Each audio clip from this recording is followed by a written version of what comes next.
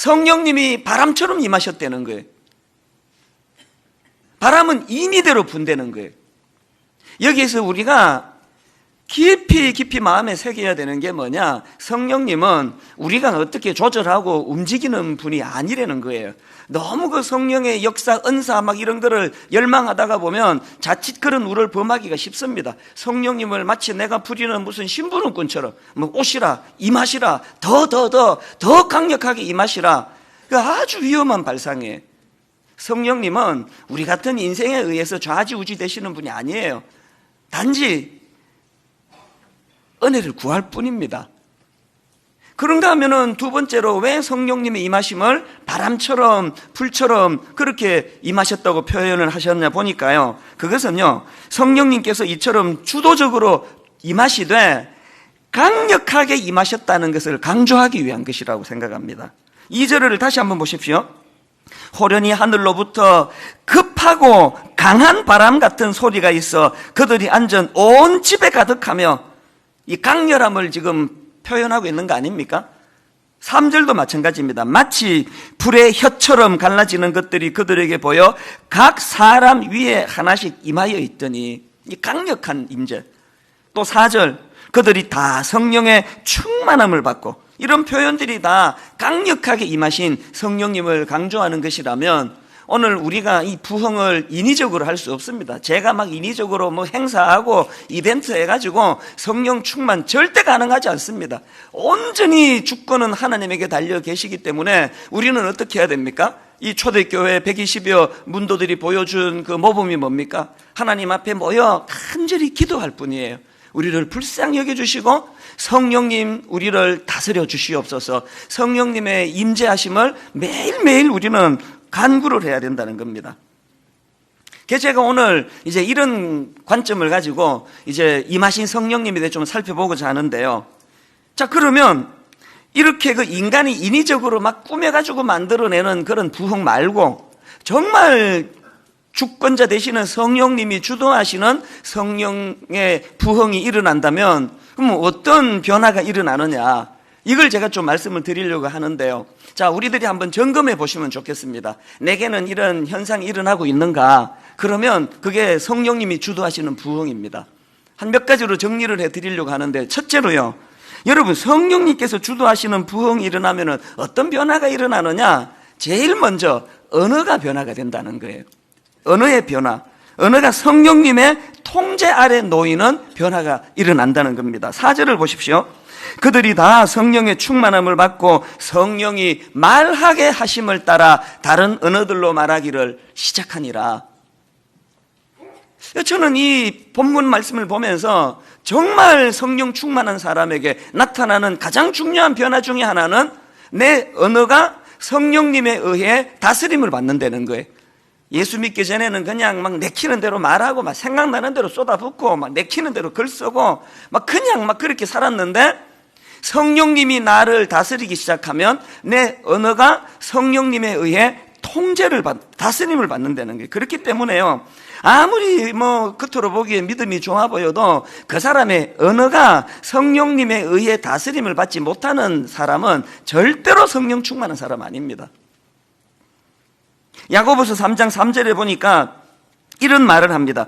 우리가 말들의 입에 재갈 물리는 것은 우리에게 순종하게 하려고 그 온 몸을 제어하는 것이라. 이 우리 언어가 통제받는 것이 얼마나 중요한가를 지금 말을 가지고 비유해서 설명을 하고 있지 않습니까? 그러면서 8절에 보니까요, 혀는 능히 길들일 사람이 없나니 쉬지 아니하는 악이요 죽이는 독이 가득한 것이라. 성령님에 의해 통제받지 않는 그 인생의 이 혀는요, 사람을 뭐 죽이는 거예요. 죽이는 거. 지금 뭐 요즘에 그 아동학대 문제로 막 심각하고 뭐 누구 집은 애를 이렇게 학대하고 그냥 애를 막 죽게 만들어가지고 뭐 어쩌고 저쩌고 이런 말들이 지금 막 굉장히 우리 마음을 아프게 하는데요. 애를 가지고 몽둥이로 두들겨 패스만이 폭력이 아니에요. 나는 뭐 패지는 않는데요. 너무너무 많은 지금 가정들이 이 언어의 폭력이 얼마나 무섭다는 걸 모릅니다. 성경이 지금 그것을 이야기하고 있지 않습니까? 제가 참 반성을 하는 것은요, 정말 내가 그 젊은 목사 때 말로서 사람들을 다치게 한 적이 참 많다는 생각이 드는 거예요. 그걸 막 굉장히 막 철학이 있고 의식이 있는 것처럼 그렇게 포장해서 말했지만, 여러분, 내 혀가 아무리 그게 뭐 좋은 의미라 할지라도 그것이 성령님에 의해 다스려지지 않는 말은 성령의 말이 아니라는 거예요. 여러분 가정이 정말 행복하기를 원하시면 성령님의 다스림을 받아야 되는데, 남편이 성령님에 의해 언어가 다스려지면서부터 가정이 회복이 됩니다. 우리 집을 보니까 그렇더라고요. 정말 여러분 가정이 회복되기를 원하면 아내들의 입술이 성령님에 의해서 통제되어야 돼요. 막 내키는 대로 말하고. 그래서 믿는 우리는요, 항상 이 멈칫하는 훈련이 필요해요. 이게 나올 때 한번, 이 성령님이 지금 이제 주시는 말씀을 생각하는 시간이에요. 막 생각나는 대로 막 들이퍼붓고 그러고 나가지고는 상대방이 지금 이것 때문에 뭐 죽어 나간다는 걸 전혀 모르는 거예요. 잠언 15장 4절에 보니까요, 온순한 혀는 곧 생명나무지만 패역한 혀는 마음을 상하게 하느니라. 참 재밌는 게, 이 부분을 제가 영어 성경으로 보니까요, 이 온순한 혀 할 때 온순을 영어 성경에는 힐링으로 번역이 되어 있는 거예요. 이게 이렇게 번역해도 되는 게요, 원어로 이 단어가 치유하다라는 의미가 내포된 단어예요. 목사님들은 다 이제 신방을 다니시지 않습니까? 교구 목사님들이 그 한약재를 갖고 다닙니까? 그래가지고 마음이 힘들면은 이거 그냥 그 달여서 드시라고. 그렇게 안 하잖아요. 딸랑 성경책만 들고 가는데도요, 참 입술이 성령님에 의해서 다스려지는 그 목회자가 신방을 가면은 힐링이 일어나요. 그럼 몇 마디 안 했는데 치유가 생겨요. 용기가 생기는 거예요. 이거 왜 그런 일이 가능하냐? 성령님에 의해서 다스려지는 입술은 거기에 치유 요소가 있다는 거예요. 이런 면에서 예수 잘 믿는다고 하는 우리 모두가 다 자기를 깊이 돌아볼 필요가 있습니다. 제가 이 목회자들을 보니까요, 딱 두 종류예요. 입술이 지혜로운 목회자가 있습니다. 우리 교회 그 부목사님들도 보면은 많은 부목사님들 중에 딱 두 종류예요. 어떤 젊은 목사님은 나이도 젊은데 막 얼마나 말을 찰지게 잘하는지 듣고 있으면 기분이 좋아요. 목사님은 뭐 어쩌고 저쩌고 막 기분 좋게 다 이야기해가지고 집에 가서 정리해보니까 목회 똑바로 하시라는 충고예요, 그게. 저 어려운 이야기를 어떻게 이렇게 지혜롭게 기분도 나쁘지 않게, 내가 정말 그래야 되겠다, 그걸 깨닫도록 이렇게 해주는 교역자가 있고요. 그것도 어떤 교역자는 보면은 참 그 좋은 이야기 왜 이렇게 표현할까? 이게 참 이상하다. 왜 이 좋은 이야기를 왜 이렇게 기분 나쁘게 할까? 이건 뭐 우리 대부분의 우리 어머니들이 갖고 있는 은사라고 우리 자녀들이 이야기하는데요, 여러분의 아들, 딸들이 여러분에게 늘 신비롭게 생각하는 그거 아닙니까? 우리 엄마는 저 놀라운 말씀을 이렇게 기분 나쁘게 풀어내는 은사가 있다고. 그래서 여러분, 우리가요, 이 입술이 지혜로워지기 위해서는 성령님께 지혜를 구해야 됩니다.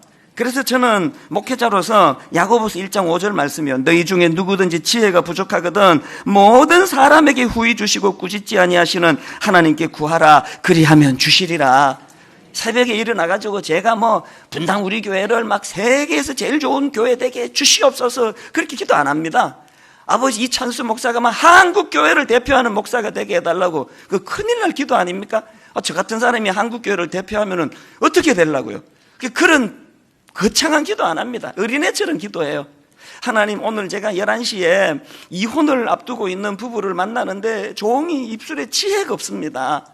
헛소리가 새어나오지 않도록 성령님께서 제 입술을 다스려 주시옵소서.